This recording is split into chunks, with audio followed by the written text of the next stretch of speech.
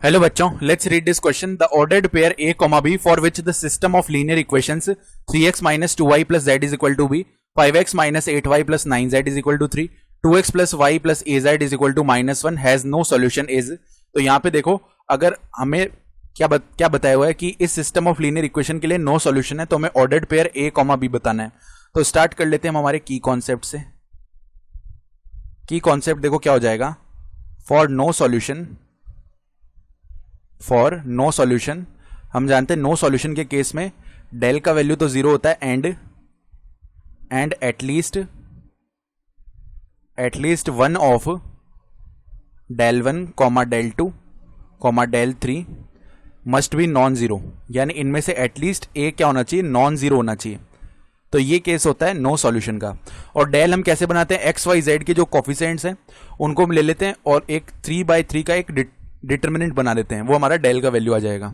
फिर डेल 1 कैसे बनाते हैं, जो फर्स्ट रो है उस डेल वाले डिटर्मिनेंट में उसको हम कांस्टेंट से रिप्लेस कर देंगे, जो राइट हैंड साइड में कांस्टेंट लिखे हुए हैं ना.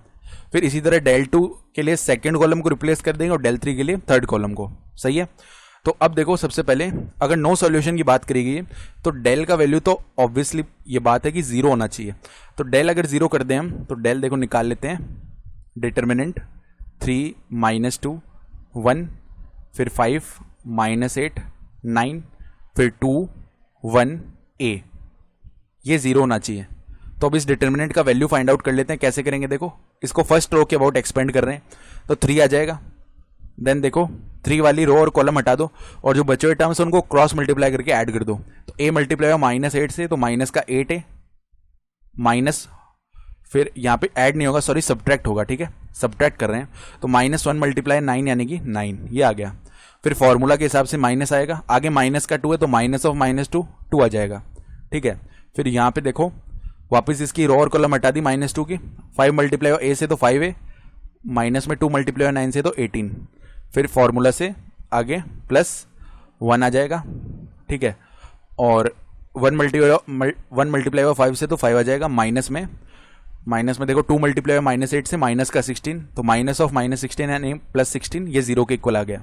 तो बन जाएगा माइनस का 24a माइनस का 27 प्लस का 10a माइनस का 36 प्लस का 21 इज इक्वल टू 0.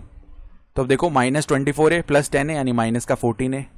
फिर देखो माइनस का 27 प्लस का 21, ये तो गया -6 और -36, ये वैल्यू कितना आया, माइनस का 42 इज इक्वल टू 0.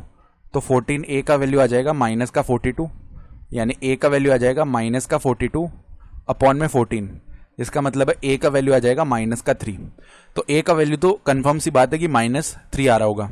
अब a का वैल्यू अगर -3 है, हम क्या करते हैं, अब डेल 3 को नॉन जीरो कर देते हैं. मान लेते हैं del 3 is not equal to 0 है, क्योंकि नो सॉल्यूशन की कंडीशन है ना. तो अगर डेल 3 नॉट इक्वल टू 0 तो डेल 3 निकाल लेते हैं पहले. तो थर्ड कॉलम रिप्लेस होगा ना. फर्स्ट दो कॉलम तो एज इट इज रहने वाले हैं. तो 3 5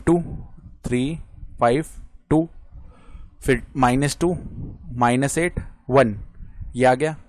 और थर्ड कॉलम में क्या आ जाएगा, b3 - 1, तो b3 माइनस का 1, ये नॉट इक्वल टू 0 होना चाहिए.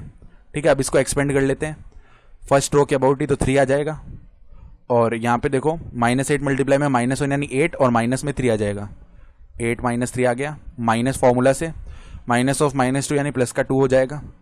फिर देखो यहाँ पे -5 माइनस का 6, -5 माइनस का 6 आ जाएगा. फिर प्लस b आएगा. और मल्टीप्लाई में देखो यहाँ पे 5 माइनस में माइनस का 16 यानी प्लस का 16, ये नॉट इक्वल टू 0 होना चाहिए. यानी ये बन गया देखो 5 × 3 यानी 15, माइनस का 11 मल्टीप्लाई में प्लस का 2 यानी माइनस का 22 हो गया. और 21 मल्टीप्लाई में b यानी प्लस का 21b is not equal to 0. ठीक है.